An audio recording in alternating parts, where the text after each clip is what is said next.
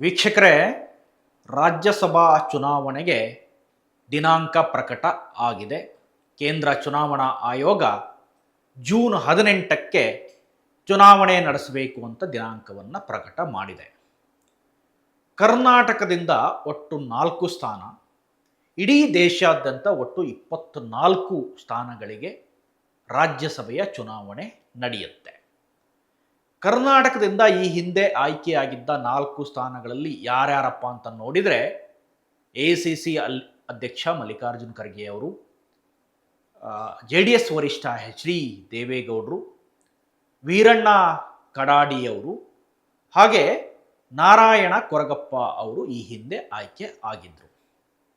ಈಗ ಮತ್ತೆ ಪುನರಾಯ್ಕೆ ವಿಚಾರದಲ್ಲಿ ನೋಡೋದಾದರೆ, ಮಲ್ಲಿಕಾರ್ಜುನ್ ಖರ್ಗೆಯವರು ಪುನರಾಯ್ಕೆ ಆಗುವುದು ಬಹುತೇಕ ಖಚಿತ ಅಥವಾ ನಿಚ್ಚಳ ಅಂತ ವಲಯದಲ್ಲಿ ಮಾತಿದೆ. ಕಾಂಗ್ರೆಸ್ಸಿಂದ ಬೇರೆಯವರು ಕೂಡ ಪೈಪೋಟಿಯಲ್ಲಿದ್ದಾರೆ. ಕಾಂಗ್ರೆಸ್ಗೆ 3 ಸ್ಥಾನ ಸಿಗಬಹುದು. ಯೂತ್ ಕಾಂಗ್ರೆಸ್ನ ಈ ಹಿಂದಿನ ಅಧ್ಯಕ್ಷರಾಗಿದ್ದಂಥ BV ಶ್ರೀನಿವಾಸ್ ಅವರು ಕೂಡ ಈ ಪೈಪೋಟಿಯಲ್ಲಿ ಇದ್ದಾರೆ. ಅದಾದ ನಂತರ ಉತ್ತರ ಕನ್ನಡ ಜಿಲ್ಲೆಯಿಂದ ಲೋಕಸಭೆಗೆ ಸ್ಪರ್ಧೆ ಮಾಡಿದ್ದಂಥ ಅಂಜಲಿ ಲಿಂಬಾಳ್ಕರ್ ಕೂಡ ಈ ಸ್ಪರ್ಧೆಯ ರೇಸ್ನಲ್ಲಿದ್ದಾರೆ. ಮಲ್ಲಿಕಾರ್ಜುನ್ ಖರ್ಗೆ ಅವರು, ಅಂಜಲಿ ಲಿಂಬಾಳ್ಕರ್ ಅವರು, BV ಶ್ರೀನಿವಾಸ್ ಅವರು. ಕಾಂಗ್ರೆಸ್ನಲ್ಲಿ ಅಷ್ಟರ ಮಟ್ಟಿಗಿನ ಗೊಂದಲಗಳೇನಿಲ್ಲ. BV ಶ್ರೀನಿವಾಸ್ ಅವರಿಗೆ ಪಕ್ಷ ಒಂದು ಮಾತು ಕೊಟ್ಟಿದೆಯಂತೆ. ಹಿಂದೆ ಅವರು MLC ಮಾಡ್ತೀವಿ ಅಂತ ಹೇಳಿದಂಥ ಸಂದರ್ಭದಲ್ಲಿ ರಾಜ್ಯಸಭೆಗೆ ನನ್ನ ಹೆಸರನ್ನು ಪರಿಗಣಿಸಿ ಅಂತ ರಾಹುಲ್ ಗಾಂಧಿ ಅವರಿಗೆ ಕೇಳಿಕೊಂಡಿದ್ದ ಅಂತ ಕೇಳಿ ರಾಹುಲ್ ಗಾಂಧಿ ಅವರಿಗೂ ಕೂಡ ಹತ್ತಿರ ಇರುವಂಥ ನಾಯಕ BV ಶ್ರೀನಿವಾಸ್. ಆದರೆ ಪಕ್ಷದ ವರಿಷ್ಠರು ಹೇಳಿದಾರಂತೆ, ಇಲ್ಲ ನಿಮಗೆ ರಾಜ್ಯಸಭೆ ಸೂಟ್ ಆಗಲ್ಲ, ಬದಲಾಗಿ ನೀವು 2028ರ ಚುನಾವಣೆಗೆ ಅಥವಾ 29ರ ಚುನಾವಣೆಗೆ ನೀವು ಬೆಂಗಳೂರು ಕೇಂದ್ರದಿಂದ ಸ್ಪರ್ಧೆ ಮಾಡಿ ಅದಕ್ಕೆ ಬೇಕಾದ ತಯಾರಿಯನ್ನು ಮಾಡಿಕೊಳ್ಳಿ ಅಂತ ಹೇಳಿದೆ ಅಂತೆ. ಒಂದು ಕಡೆ ಮಲ್ಲಿಕಾರ್ಜುನ್ ಖರ್ಗೆ ಅವರ ಆಯ್ಕೆ ಬಹುತೇಕ ನಿಚ್ಚಳ. ಗೊಂದಲ ಇರೋದು BJP ಮತ್ತು JDSನಲ್ಲಿ ಅಥವಾ ಮೈತ್ರಿ ಪಕ್ಷದಲ್ಲಿ. ಹಿಂದೆ ಚುನಾವಣೆ ನಡೆದಂಥ ಸಂದರ್ಭದಲ್ಲಿ ದೇವೇಗೌಡರು UPA ನೇತೃತ್ವದ ಮೈತ್ರಿಯಲ್ಲಿ ಗೆದ್ದಿದ್ರು ಅಥವಾ ರಾಜ್ಯಸಭೆಗೆ ಆಯ್ಕೆಯಾಗಿದ್ದರು.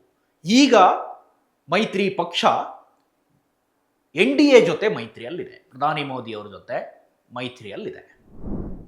ದೇವೇಗೌಡರ ಆಯ್ಕೆಯನ್ನು BJP ಒಪ್ಪುತ್ತಾ ಅನ್ನೋದು ಈಗಿರುವ ಪ್ರಶ್ನೆ. ಕೇಂದ್ರ ನಾಯಕರೇನೋ ತಯಾರಿದ್ದಾರೆ. ಮೋದಿ ಅವರು, ಅಮಿತ್ ಶಾ ಅವರು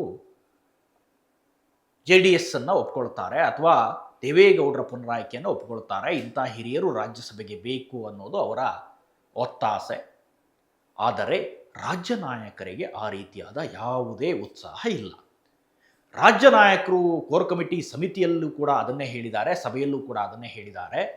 BJPಯಿಂದಾನೇ ಒಂದು ಸೀಟ್ ಸಿಗಬೇಕು, BJPಗೇನೆ ಬರಬೇಕು, ಅದಕ್ಕೆ ಸದಾನಂದ ಗೌಡರ ಹೆಸರನ್ನು ನೀವು ಸೂಚನೆ ಮಾಡಬೇಕು.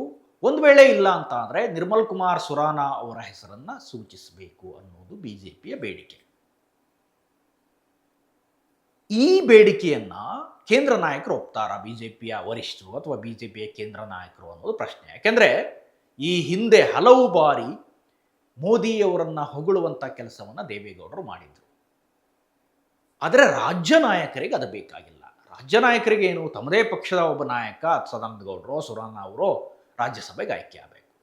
ಹಂಗೆ ನೋಡಿದರೆ BJPಗೆ ಒಂದು ವೇಳೆ JDS ನಾಯಕರು ಆಯ್ಕೆ ಆದ ಸಂದರ್ಭದಲ್ಲಿ ಅಥವಾ ದೇವೇಗೌಡರು ಆಯ್ಕೆ ಆದ ಸಂದರ್ಭದಲ್ಲಿ BJPಗೆ ಸ್ಥಾನ ಉಳಿಯಲ್ಲ. ಈ ಹಿಂದೆ ಇದ್ದಂಥ ಕಡಾಡಿಯವರು ಅಥವಾ ನಾರಾಯಣ್ ಸಾಹಬ್ ಬಾಂಡ್ಗೆ ಅವರ ಸ್ಥಾನ ಈಗ BJPಗೆ ಸಿಗಲ್ಲ. ಕೇಂದ್ರ ನಾಯಕರಲ್ಲಿ ದೇವೇಗೌಡರ ಬಗ್ಗೆ ಒಲವಿದೆ, ರಾಜ್ಯ ನಾಯಕರಲ್ಲಿ ಒಲವಿಲ್ಲ. ಒಟ್ಟಾರೆಯಾಗಿ ನೋಡಿದ್ರೆ BBMP ಎಲೆಕ್ಷನ್ನಲ್ಲಿರ್ಬೋದು, ಬೈ ಎಲೆಕ್ಷನ್ನಲ್ಲಿರ್ಬೋದು, ಎಲ್ಲೋ ಒಂದು ಕಡೆ ರಾಜ್ಯ BJPಯ ವಿಚಾರದಲ್ಲಿ ನೋಡಿದ್ರೆ JDS ಜೊತೆಗಿನ ಮೈತ್ರಿ ಒಂಥರ ಮೈತ್ರಿ ಮುಳ್ಳಾಗಿಯೇ ಇದೆ. JDSಗೆ ಇದರಿಂದ ಹೆಚ್ಚು ಅನುಕೂಲನೇ ಆಗ್ತಾ ಇದೆ. ಕುಮಾರಸ್ವಾಮಿ ಅವರು ಹಿಂದೆ ಈಗ ಫಾರ್ ಎ ಟೈಮ್ ಬೀಯಿಂಗ್ ಅನ್ನೋ ರೀತಿಯಲ್ಲಿ ನೋಡ್ತಾ ಇರಿ. ಈ ಮಾತು ಬಹುತೇಕ ಪಕ್ಕ ಅನಿಸುತ್ತೆ.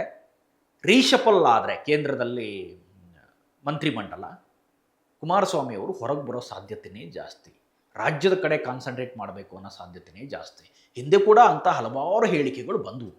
ಸ್ವತಃ ಅವರ ಪುತ್ರ ನಿಖಿಲ್ ಅವರಿಂದನೂ ಕೂಡ ತಂದೆಯವರು ರಾಜಕಾರಣಕ್ಕೆ ಮರಳುತ್ತಾರೆ, ರಾಜ್ಯ ರಾಜಕಾರಣಕ್ಕೆ 2027 ಹೊತ್ತಿಗೆ ಬರ್ತಾರೆ, ನೆಕ್ಸ್ಟ್ ಎಲೆಕ್ಷನ್ಗೆ ತಯಾರಿ ಅನ್ನೋ ರೀತಿಯಲ್ಲಿ 28ರ ಎಲೆಕ್ಷನ್ಗೆ, ವಿಧಾನಸಭಾ ಎಲೆಕ್ಷನ್ಗೆ ತಯಾರಿ ಅನ್ನೋ ರೀತಿಯಲ್ಲೇ ಹೇಳಿಕೆಗಳು ಬರ್ತಾ ಇದೆ. ಎರಡನೇ ಅವಧಿಗೆ ಬಹುತೇಕ ಕುಮಾರಸ್ವಾಮಿಯವರು ಮುಂದುವರಿಯುವುದು ಕಷ್ಟವೇ.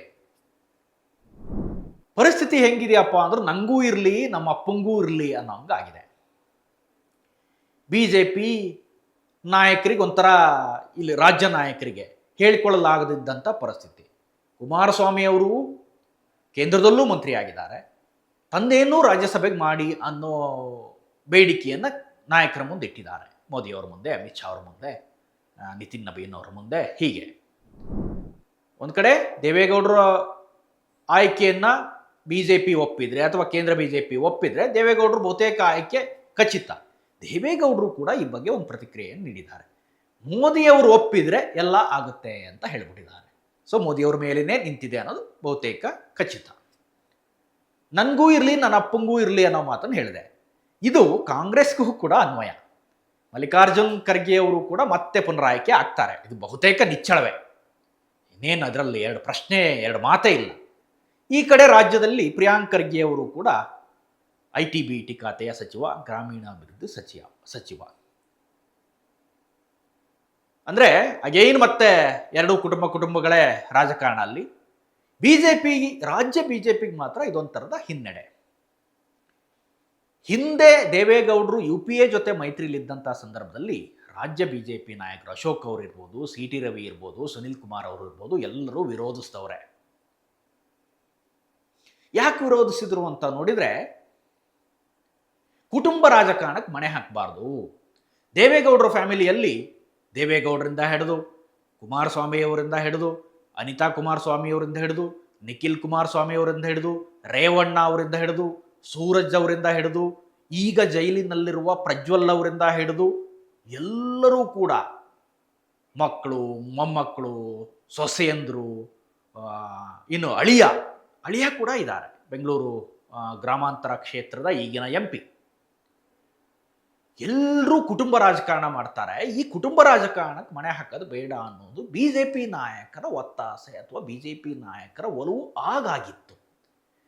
ಅಗೈನ್ ಈಗ ದೇವೇಗೌಡರ ಆಯ್ಕೆಯನ್ನು ಮಾಡಿದರೆ BJP ನಾಯಕರ ನಿಲುವೇನಾಗಿರುತ್ತೆ? UPA ಜೊತೆ ಅವಾಗ ಮೈತ್ರಿಲಿದ್ದರು, ಯಾವಾಗ ದೇವೇಗೌಡರ ಆಯ್ಕೆ ಆಗುವಂಥ ಸಂದರ್ಭದಲ್ಲಿ. ಈಗಲೂ ಅದೇ ಸ್ಟ್ಯಾಂಡಲ್ಲಿ ಇರ್ತಾರ? ಅಶೋಕ್ ಅವರು ಇರ್ಬೋದು, ವಿಜೇಂದ್ರ ಅವರು ಇರ್ಬೋದು. ವಿಜೇಂದ್ರ ಅವರು ಈ ಕುಟುಂಬ ರಾಜಕಾರಣದ ಬಗ್ಗೆ ಜಾಸ್ತಿ ಮಾತಾಡಲ್ಲ, ಯಾಕೆಂದರೆ ಅವ್ರ ಫ್ಯಾಮಿಲಿನಲ್ಲೂ ಕೂಡ ಎಲ್ಲರೂ ಕುಟುಂಬ ರಾಜಕಾರಣದಿಂದನೇ ಬರ್ತಾ ಇರೋವಂಥವ್ರು ಅಥವಾ ಬಂದಿರೋರು. ಆದರೆ ಅಶೋಕ್ ಅವರು ಅದನ್ನೇ ಮಾತಾಡ್ತಾರ, CT ರವಿಯವರು ಅದನ್ನೇ ಮಾತಾಡ್ತಾರ, ಸುನಿಲ್ ಕುಮಾರ್ ಅದನ್ನೇ ಮಾತಾಡ್ತಾರ. ಈಗ ಆ ಪ್ರಶ್ನೆ ಎದ್ದಿದೆ. ಆಗ ಕುಟುಂಬ ರಾಜಕಾರಣದ ಮಾತೆತ್ತಿದವರು ಈಗ ನಿಮ್ಮದೇ ಜೊತೆ ಮೈತ್ರಿಲಿದ್ದಾರಲ್ಲ, ಈಗೇನು ಹೇಳ್ತೀರಿ ಅನ್ನೋ ಪ್ರಶ್ನೆಯನ್ನು ಜನ ಎತ್ತಾ ಇದ್ದಾರೆ. 2 ಸೀಟಿಗೆ ಪಕ್ಕ ಅಂತ ನಾನು ಒಂದು ವಿಶ್ಲೇಷಣೆ ಮಾಡಿದೆ. ಒಂದು ಮಲ್ಲಿಕಾರ್ಜುನ್ ಖರ್ಗೆ ಅವರು, ಇನ್ನೊಂದು ದೇವೇಗೌಡರು. ಬಹುತೇಕ ಇದು ಸದಾನಂದಗೌಡರಿಗೆ ಏನು ಅವಕಾಶ ಸಿಗೋ ರೀತಿ ಕಾಣಿಸ್ತಾ ಇಲ್ಲ. ಯಾಕೆಂದರೆ ರಾಜ್ಯ ನಾಯಕರು ಎಷ್ಟೇ ಒಲವು ತೋರಿಸಿದ್ರು ಕೇಂದ್ರದ ನಿಲುವೇ ಬೇರೆ ಆಗಿರುತ್ತೆ. ಇವ್ರ ಒಲವಿಗೂ ಅವರ ನಿಲುವಿಗೂ ಸಂಬಂಧವೇ ಇರೋದಿಲ್ಲ. ಎಷ್ಟೋ ಸಾರಿ ವಿಜಯೇಂದ್ರ ಅವರು ಆಯ್ಕೆ ಆಗುವ ಸಂದರ್ಭದಲ್ಲೂ ಕೂಡ ಹಾಗೆ ಆಗಿತ್ತು. ವಿಜಯೇಂದ್ರ ಅವರು ಇನ್ನು ಯಾವುದೋ ವಿಚಾರದಲ್ಲಿ ಡೆಲ್ಲಿಗೆ ಹೋಗ್ತಾ ಇದ್ರು, ಅಷ್ಟರೊಳಗೆ ಅವರು ಘೋಷಣೆ ಮಾಡಿಬಿಟ್ಟಿದ್ರು. ಸೊ ಒಂದಿಷ್ಟು ವಿಚಾರಗಳು ರಾಜ್ಯ ನಾಯಕರಿಗೆ ಗೊತ್ತೇ ಆಗಲ್ಲ, ಅಷ್ಟು ಬೇಗ ಅವರು ಆ್ಯಕ್ಟಿವ್ ಆಗಿ ರಿಯಾಕ್ಟು ಕೂಡ ಮಾಡಿಬಿಟ್ಟಿರ್ತಾರೆ. ಸೊ ದೇವೇಗೌಡರ ವಿಚಾರದಲ್ಲೂ ಅವರು ಬೇಡ ಅನ್ನೋದನ್ನು ಕೇಂದ್ರ ನಾಯಕರಿಗೆ ಹೇಳೋದು ಹೆಂಗೆ? ಸದಾನಂದಗೌಡರು ಈ ಹಿಂದೆ ಚೀಫ್ ಮಿನಿಸ್ಟರ್ ಆಗಿದ್ದಂಥವ್ರು, ಕೇಂದ್ರ ರೈಲ್ವೆ ಮಂತ್ರಿ ಆಗಿದ್ದಂಥವ್ರು, ರಾಜ್ಯದಲ್ಲಿ ಅಧ್ಯಕ್ಷರಾಗಿದ್ದಂಥವ್ರು, ಇವ್ರನ್ನ ಮಾಡಿ ಅಂತ ಹೇಳೋದು ಹೆಂಗೆ? ಬೆಂಗಳೂರು ಉತ್ತರ ಲೋಕಸಭಾ ಕ್ಷೇತ್ರದಿಂದನೂ ಅವರಿಗೆ ಈ ಬಾರಿ ಸ್ಥಾನ ಕೈತಪ್ಪಿತ್ತು. ಶೋಭಾ ಕರಂದ್ಲಾಜೆ ಅವರನ್ನು ಅಲ್ಲಿಗೆ ತಂದರು. ಸೊ ಈಗ ರಾಜ್ಯಸಭೆಗೆ ಕಳಿಸ್ಬೇಕು ಸದಾನಂದಗೌಡರನ್ನ, ಹೆಂಗೆ ಕಳಿಸೋದು? ಕೇಂದ್ರ ನಾಯಕರನ್ನ ಕನ್ವಿನ್ಸ್ ಮಾಡೋದು ಹೆಂಗೆ ಅನ್ನೋ ಗೊಂದಲದಲ್ಲೇ ರಾಜ್ಯ ನಾಯಕರಿದ್ದಾರೆ. ಹೇಳಿ ಕೇಳಿ ಮಲ್ಲಿಕಾರ್ಜುನ್ ಖರ್ಗೆ ಅವರು ಕೂಡ ಸುಮಾರು 90 ವಯಸ್ಸಿನ ಸನಿಹದಲ್ಲಿದ್ದಾರೆ, 85+. ದೇವೇಗೌಡರು 94 ವಯಸ್ಸೀಗ. ಈ ಬಾರಿ ಅವರು ಪುನರಾಯ್ಕೆ ಆದರೆ ಶತಕವನ್ನು ಹೊಡೆದು ಬಿಡ್ತಾರೆ. ವೀಕ್ಷಕರೇ, ಕುಟುಂಬ ರಾಜಕಾರಣಕ್ಕೆ ರಾಜ್ಯಸಭೆಯಲ್ಲಿ ಮಣೆ ಹಾಕಬೇಕಾ ಅಥವಾ ಹಿರಿತನಕ್ಕೆ ಮಣೆ ಹಾಕಬೇಕಾ ಅಥವಾ ಮುಂದೆ ಇರುವಂಥ ಹೊಸ ತಲೆಮಾರಿಗೆ ಮಣೆ ಹಾಕಬೇಕಾ? ಈ ಬಗ್ಗೆ ನಿಮ್ಮ ಅಭಿಪ್ರಾಯ ಏನು? ದಯವಿಟ್ಟು ಅದನ್ನು ಕಮೆಂಟ್ ಬಾಕ್ಸ್ ಮೂಲಕ ತಿಳಿಸಿ. ಇದಿಷ್ಟು ಈ ಕ್ಷಣದ ಅಪ್ಡೇಟ್ಸ್. ಇಂಥದ್ದೇ ಮತ್ತಷ್ಟು ಕಂಟೆಂಟ್ಗಾಗಿ ನೋಡ್ತಾ ಇರಿ ಸುಮನ್ ಟಿವಿ ಕನ್ನಡ.